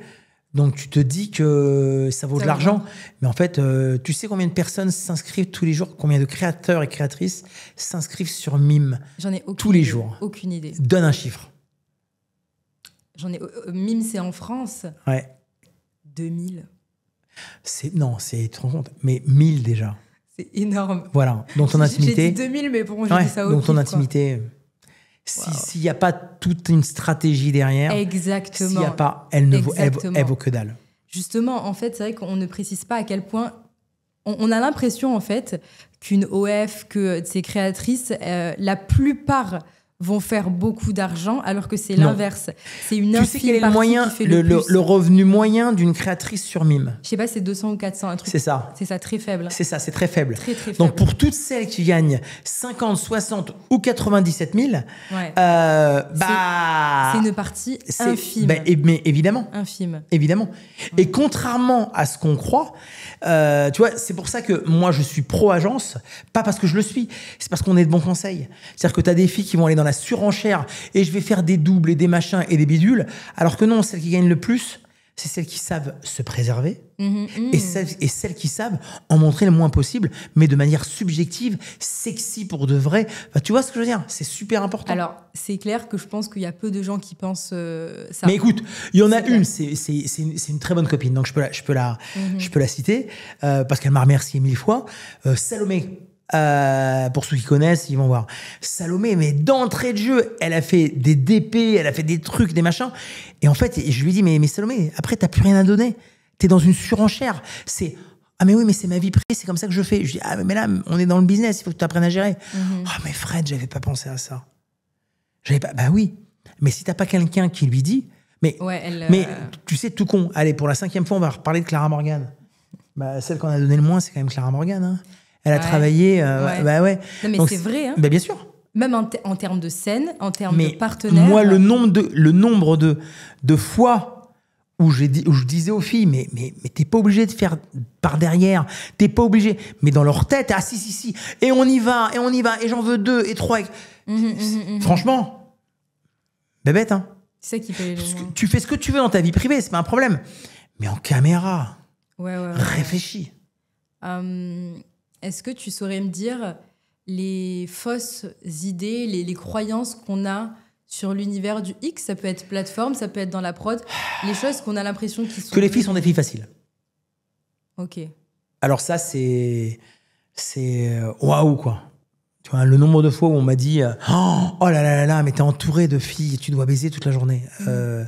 Bah non. Mais je sais que le commun des mortels est différent de nous. Tu sais, souvent on les appelle les moldus, les gens un peu classiques. Est différent de nous parce que, et je le conçois complètement, comprendre que la fille fait un gangbang et le soir elle rentre voir son mari et qu'elle a envie de faire l'amour avec lui, c'est pas simple. Et ce serait quoi la croyance qu'on aurait sur toi en tant que producteur, en tant que réalisateur, en tant que gérant d'une plateforme, enfin, en tant que gérant de femmes qui sont sur les plateformes, pardon. Est-ce que tu penses qu'on aurait eu une idée de toi, quelque chose que tu pourrais peut-être démentir, mais c'est pas Écoute, le bon mot. ça fait des années que je me suis pas posé cette question-là. Je sais qu'au départ, quand je suis rentré dans la profession, comme je ne touchais pas les filles, j'étais le gay du truc. Ah oui, à ce point. Ah oui. Enfin, c'est pas... Ok. Être gay, c'est pas une insulte, mais je veux dire, pour que tu ne touches pas, c'est-à-dire que tu es forcément attiré par les hommes, du coup. Ok. C'est-à-dire qu'une fille, même pour remettre un bas, un truc comme ça, je joue pas la sainte ni touche. Hein. Depuis, j'ai beaucoup... je te dis, quand je suis avec mon équipe de filles, etc., maintenant, je demande plus rien. On se connaît tellement. Mais forcément, une fille qui rentre dans le business, j'ai pas attendu l'écharpe pour dire, est-ce que je peux te remettre ton bas ou est-ce que tu peux le remettre? Enfin, mais parce que, tu sais quoi, c'est toujours pareil. Juste une histoire de bon sens. C'est... tu vois, c'est... si je vais faire un parallèle, j'espère que tu vas comprendre, c'est pour parler une 6e fois de Clara Morgan. Je me souviens que Clara, quand elle faisait des shows en discothèque, souvent les patrons de boîte, parce qu'ils la payaient, restaient avec elle dans la loge. Et le jeu de Clara, quand je te dis un génie, le jeu de Clara, c'était d'attendre. Et le mec disait, mais c'est bientôt l'heure. Et bah, elle disait, bah oui, mais j'attends que tu partes pour me déshabiller. C'est pas parce que je fais un striptease que tu dois assister au truc. Mais totalement. Mais évidemment, totalement. Le mec, elle le rabaissait. Ouais. Le mec était et c'était fantastique parce que, voilà. Mais tu sais, moi, je fais partie des gens qui pensent que dans la vie, t'as ce que tu mérites. Punaise, c'est hyper intéressant. Voir que la brillance d'une personne s'étend à plusieurs sphères, hein, dans tous les cas. Je pense quand même, hein, tu me diras, mais qu'il faut une très grande force de caractère pour survivre et être aussi à l'aise dans ce milieu comme Clara, tu l'as dit. Oui, mais... Je pense que c'est pas un monde qui est facile et elle a dû se démarquer, avoir une force de caractère suffisamment importante pour faire la différence. Déjà, tous les gens qui sont dans ce milieu ont un ego ultra développé. Il faut, hein, moi, le premier. Pour survivre. On est parfaitement d'accord. Maintenant, derrière, tout dépend ce que t'en fais. Ouais. C'est aussi simple que ça. C'est sûr. Quelle est la chose qui t'a le plus choqué hors ou alors à la caméra? Hors caméra et à l'antenne. Alors non, mais je vais te dire, le truc qui m'a le plus choqué, ce sont des filles qui ont des pratiques absolument extrêmes, mais extrêmes totales, et qui aiment vraiment ça pour des raisons mécaniques et organiques, je dirais. Des trucs qui pour moi me paraissent voilà, et parce qu'il m'est arrivé plus d'une fois d'apprendre que telle fille faisait telle pratique, donc d'aller déjeuner ou dîner avec elle pour qu'elle me persuade, si c'est une copine, qu'elle le fait pour des bonnes raisons. Et sans citer qui que quoi, non, je vais rien citer, mais j'ai une très bonne copine qui a fait des trucs chauds. Ouais. Avec qui alors ma problématique, c'est que elle était avec un copain à moi et que tout le monde me disait oui, c'est lui qui l'a forcé, c'est obligé, parce que tu sais, forcément une fille qui fait des trucs bien cochons, c'est forcément un mec derrière. Bah moi je voyais pas le mec la forcer, et effectivement pour plein de raisons c'était elle qui avait initié la chose, et preuve en est qu'ils se sont séparés et qu'elle a continué ces pratiques là. Voilà. Donc tu vois, alors ça c'est le truc qui m'a le plus choqué, hors caméra, hors truc. Et devant une caméra, qu'est-ce qui a pu me choquer? Non, je vois pas. Je pense que rien m'a choqué. Ouais. Si, il y a un truc qui m'a choqué, la splendeur des décors aux Philippines. Ça m'a choqué. C'est très des beau. Décors. Ouais. Tu parles de landscape, des paysages. Ouais. Et t'as fait des scènes là. Ouais. Du coup. Ouais. Ok. Et vraiment, c'est, tu sais, quand je pars avec un petit drone, je faisais des plans, tu sais, quand j'ai... Ouais, tu m'étonnes. Ouais. Ok. Ouais. Et si, autre chose. Ouais. Et l'une des plus belles femmes du monde que j'ai eu la chance de filmer, c'est une nana qui s'appelle Sylvia Sant. J'ai filmé à Miami. C'était assez hallucinant parce qu'on était toute l'équipe. La fille était en train de... était plantée sur le zizi de Yannick Shaft. Et on était tout le monde, et on cherchait les défauts. Ah ouais. Il n'y en avait pas. Sur les orteils, les machins, les bidules. Tout était vraiment optimal, quoi. Incroyable. Du coup, la deuxième question, ce serait par rapport aux produits. Est-ce qu'il y a des produits qui sont pris? Est-ce que les hommes sont naturels? Je fais référence à ça. Oui. Il y a 30 ans, alors ça, c'est une fierté nationale, il y avait 30 mecs dans le monde qui étaient capables de faire des scènes, de tenir 8 heures en érection. Enfin, c'était assez dingue. Pardon? Et ouais. À l'époque, c'était ça. C'était, tu sais, ça tournait sur pellicule, avant la vidéo. Non, mais les gens ne se rendent pas compte. Ouais. Ils étaient 30. Et sur les 30, il y en avait une quinzaine de Français. Dans le monde entier. Hein. Okay. Là, tu as compris qu'il y a 3 acteurs par jour qui débarquent de tous les sens. Ouais. Donc, ce serait une hérésie, une débilité de te dire « Ah bah non, il n'y a pas de produits ». Oui, il y a des produits qui se prennent de manière tellement différente, mais il existe plein de choses. Je suis ni pour ni contre, bien au contraire, comme disait Coluche, mais ça enlève de l'humanité, ça enlève, t'as compris, les mecs sont là en érection, c'est pas connecté, quoi, en fait. Et justement, on avait parlé de ouais, tu sais, souvent j'ai accompagné des filles qui faisaient des collabs, des machins. Moi, je vivais ça comme un manque de respect. Les filles sont habituées, c'est des bulldozers, mais je sais pas, pour une nana. Je sais pas. Mais en même temps, je sais pas, je trouve ça bizarre. C'est pas très flatteur. On en parlait par rapport à Manu qui, lui, serait totalement naturel. Le soleil. Ce qui serait des Manu, capacités hors normes, quoi. Manu, j'en témoigne, le mec est 100% naturel. Et du reste, et il m'en voudra pas de le dire, il m'a déjà foiré une scène un jour, il n'y arrivait pas. Mais Manu, on est tellement en phase, tu sais quoi, c'est pas grave, on se revoit demain. Tu vois ce que je veux dire, quoi. C'est pas du tout un problème. Wow. Et le mec, je te dis, il a Amsterdam. Il est sur tous les fronts, quoi. Mais de toute façon, je veux dire un truc. Tu le vois dans ses yeux que le mec, il est comme ça. C'est un animal, mais on se marre. Et Rocco, c'est un petit peu la même vibe. C'est la même histoire. Ouais, Rocco aussi. C'est des mecs, tu sais, il y a beaucoup de gens, c'est très facile. Tu sais, ils en sont là parce qu'ils ont des gros machins. Pas du tout, j'en ai vu plein. Des mecs qui avaient des gros machins et plus gros que les leurs. Sauf que eux, ils ont un gros machin, mais sauf qu'il est dans la tête. Ouais, c'est sûr. Est-ce que t'as déjà connu des femmes, des hommes, peu importe, presque qui aimaient pas trop la sexualité dans la vraie vie, si je puis dire, à la caméra, ils allaient tout donner? Mais évidemment. Oui, je pense à une personne en particulier. Mais oui. T'as des gens, mais parce que, tu sais, l'ego, et en plus, les réseaux sociaux ont tellement amplifié ce truc-là. C'est-à-dire que tu te dois de faire une prestation que tu ferais pas dans ta vie privée, quoi. C'est-à-dire que, mais combien de filles pratiquent à l'écran et dans leur vie privée, elles le font pas. Oui. Au-delà des pratiques qui même consommeraient presque très peu, enfin, feraient presque peu l'amour parce que c'est pas quelque chose qui les intéresse dans ce sens-là aussi, tu vois. Sans parler de pratique. Écoute... Quand il y avait l'époque des actrices, tu vois, il y a encore 10 ans, oui, maintenant, je te dis, comme je tourne toujours avec les mêmes profils, avec des nanas. Je pense à une qui aimait vraiment pas ça. Fou, c'était incroyable. Et c'était une bonne actrice ou pas? Non. Non. Mais ça fait le job, tu vois. Ouais, c'est sûr. La fille était pas trop mal. Voilà, ça faisait le job. Mais c'était assez incroyable mais elle l'assumait et son petit ami assumait aussi, quoi, tu vois. C'était c'est drôle. C'était très marrant, hein. Mais elle te disait pas ça. Alors que elle en faisait des tonnes devant la caméra. Oh là là, c'était très drôle. C'était le pire. C'était marrant. Mais c'est des gens qui gagnent leur vie, tu vois ce que je veux dire. Et franchement, non, c'est cool. Et est-ce que tu pourrais me dire là où les plus grosses galères que tu aurais eues sur un tournage? Ça a été mon seul et unique tournage de film gay.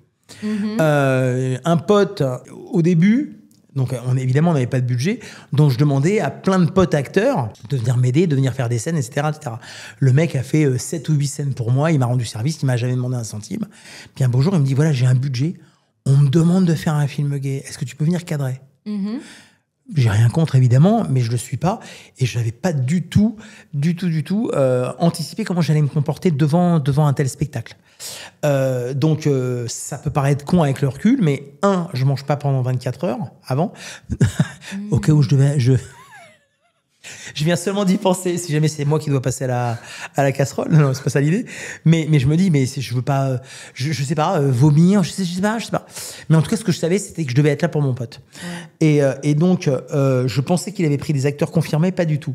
Il avait été au Bois de Boulogne à récupérer des gens comme ça, machin, théâtre.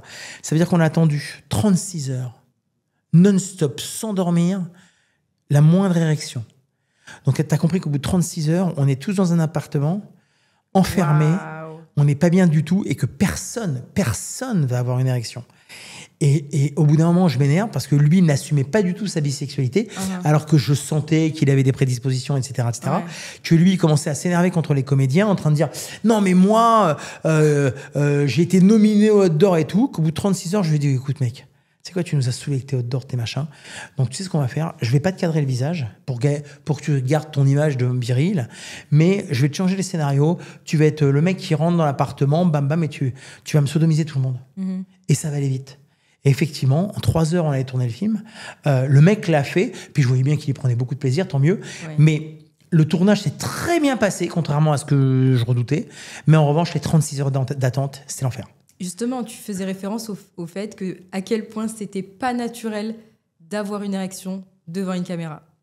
À quel point c'était pas du tout quelque chose qui venait naturellement. Faut avoir le fait que faut être peut-être. Faut avoir un mind incroyable. Ouais, c'est clair. Est-ce que tu as déjà annulé une scène parce qu'elle était trop intense ou pas, tu sais, diffusé à l'écran parce que tu as l'impression que ça allait peut-être trop loin ou que c'était pas vraiment adapté? Alors non, mais j'ai assisté à un mec exceptionnel qui s'appelle Christophe Clark. Voilà, je le produisais et je le distribuais à une époque et il voulait m'impressionner. Il voulait me montrer que chez Christophe Clark, c'était balèze, etc., etc. Donc, il avait pris la crème de la crème et me voilà parti dans un hangar à Budapest pour assister à mon premier tournage de Christophe Clark. Et je me souviens plus qui étaient les comédiens, garçons et filles, mais il avait pris vraiment du chaud bouillant, du chaud bouillant. Et on était comme d'habitude avec l'ami Yann, on était en équipe de potes, quoi. Et là, ça part dans tous les sens. C'est-à-dire que c'était un garçon, une fille. Ensuite, j'en ai fait une série que j'ai appelée Fuck Fighter. Tu vois, parce que j'ai compris qu'il se faisait une compète. Donc, ça montait, mais dans les pratiques, dans les machins, et ça devenait n'importe quoi. Mais nous, on était en train de se taper des barres, en train de se dire, mais ils vont s'arrêter où? Et j'ai assisté au truc où Christophe est avec sa caméra, et là, il vient vers nous, il assume tellement pas ce qui est en train de se passer, que le mec pose sa caméra devant moi et dit, j'ai rien à voir avec tout ça, Fred. Et cette phrase. Mais ça allait à quel point loin? Peu importe, mais ça allait vraiment loin. Mais t'imagines, donc t'es le producteur d'un mec où ça monte, et Christophe qui prend sa caméra, qui la pose à mes pieds et qui dit, Fred, j'ai rien à voir avec tout ça. Tellement. Mais imagine dans quelle étape, à partir du moment, on rigole, mais soyons clairs. Tout le monde est mort de rire. Même les acteurs, tu vois que c'est des pratiques qu'ils ont l'habitude de faire. Et tout le monde est consentant. Ça va sans dire. Mais je le dis quand même.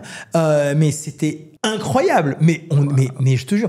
Mais c'est des trucs, le nombre de fois dans ma vie où j'ai passé 6-7 minutes par terre en train de rigoler, je le souhaite à tout le monde. Wow. C'était tellement marrant. On était tous en train de se regarder, en train de se dire, mais qu'est-ce qui est en train de se passer? Tu m'étonnes. C'était incroyable. Waouh. Le plus gros cachet à une actrice? Alors, c'est pas un cachet. Un acteur? Non, c'est pas un cachet à un acteur ou une actrice. J'ai une fille qui a presque 4 millions de followers sur Instagram, très très grosse star. Et je sens un mec, alors ces filles-là me montrent que vraiment c'est très très soft. Elle montre quoi? La poitrine? Ouais, et encore. Okay. Et là, la fille, je sens un mec très accroché.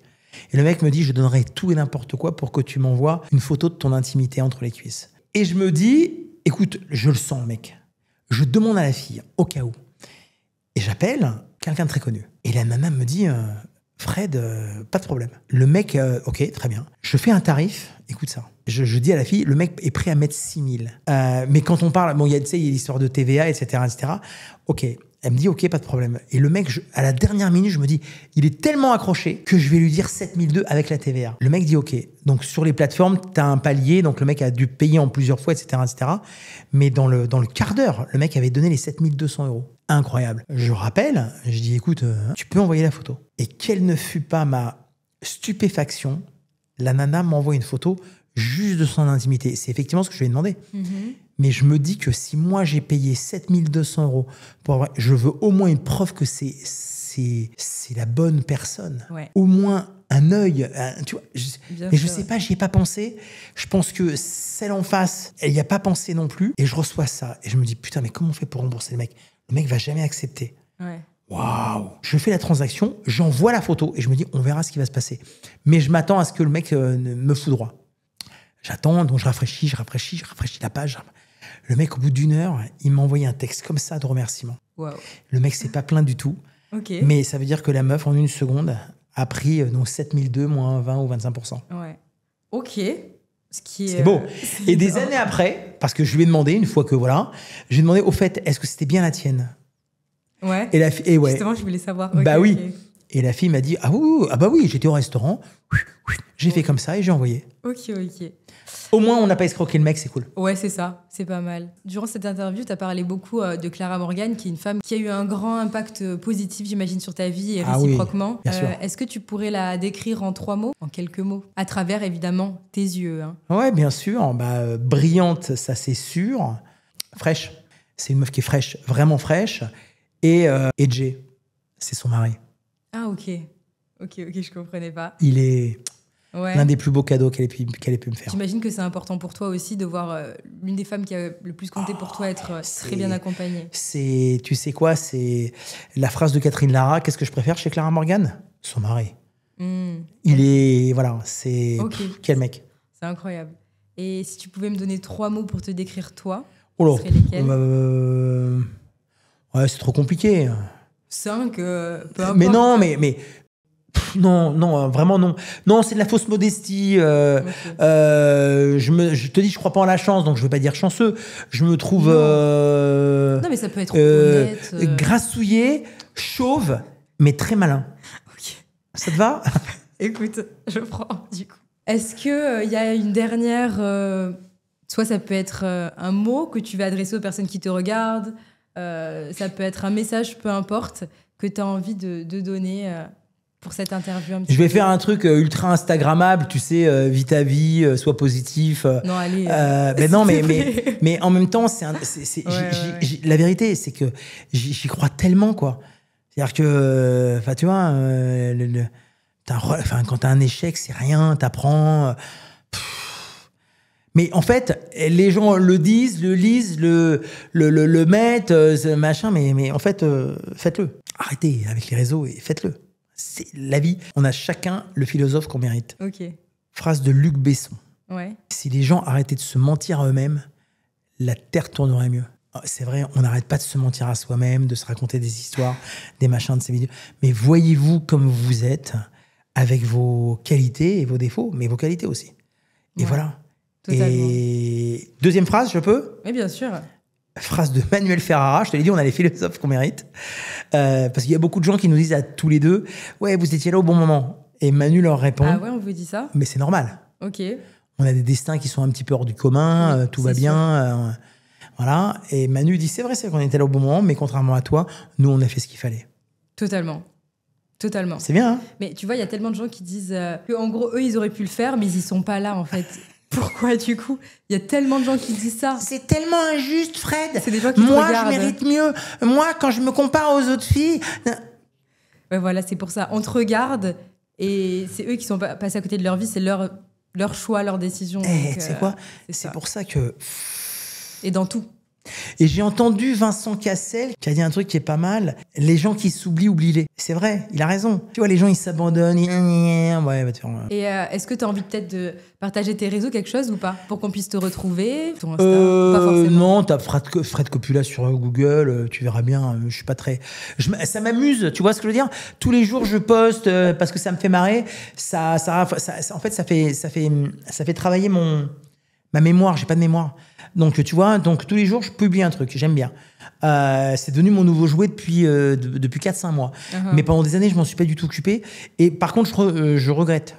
Je regrette parce que je prends, mine de rien, pour un mec tout seul, grâce aux filles qui me repostent, etc., je prends des followers, mais je reste un tout petit compte. Enfin, tu vois ce que je veux dire? Mais ça me fait marrer. Bah, du coup, c'est fini. Et on a pu avoir cette interview de qualité. Je suis super contente. Comme vous savez, je vis à Bali, donc c'est hyper dur pour moi. Déjà, d'avoir des invités qui veulent participer, et d'autant plus des invités aussi qualitatifs. Franchement, quand j'ai su que j'allais avoir Fred, j'étais tellement heureuse. J'espère que vous allez aimer l'interview autant que moi, j'ai aimé à la faire. Dites-moi en commentaire ce que vous en avez pensé. Si vous voulez plus d'interviews comme celle-ci, si vous voulez d'autres types d'invités, n'hésitez pas à me dire. Et voilà, on se retrouve bientôt pour de nouvelles aventures. Bye bye!